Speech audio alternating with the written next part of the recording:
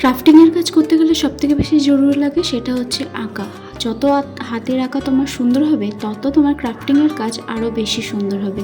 আর colour ম্যাটেরিয়ালে যদি তোমার মাথায় সুন্দরভাবে ছকটা আঁকা থাকে বা সুন্দরভাবে সাজানো থাকে কোন কালারের মধ্যে কোন কালার দিলে বেশি ম্যাচিং হবে, তাহলে তোমার ক্রাফটিংয়ের কাজের মধ্যে তোমাকে কেউ হারাতে পারবে না।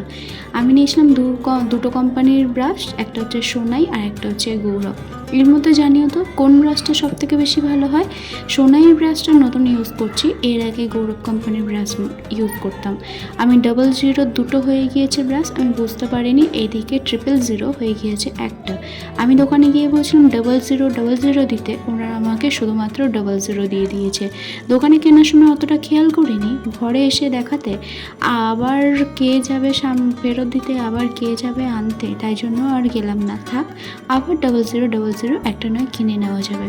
আমি দু ধরনের ব্রাশ দিয়ে তোমাকে আজকে কলকা প্র্যাকটিস করে দেখাবো, তোমরা বলবে কোনটা বেশি সূক্ষ্ম এবং কোনটা বেশি সুন্দর হয়েছে।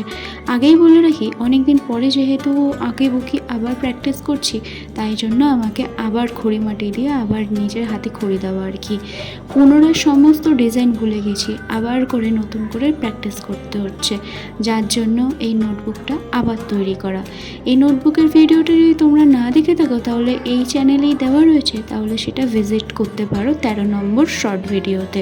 যখন প্রতিদিন হাতের আঁকার প্র্যাকটিস থাকতো তখন এইসব ডিজাইন আমার মাথার মধ্যে পেন্সিল ছুঁলেই চলে আসতো। এখন বসে বসে ভাবতে হয় কীরকম পাতা ছোঁয়ালে কীরকম কী হবে, কীরকম না করতে হবে। ওই যে অনভ্যাসের দাস হয়ে গিয়েছি এখন, পুনরায় আবার নতুন করে চালু করতে বেশ অনেকটা সময় লাগছে।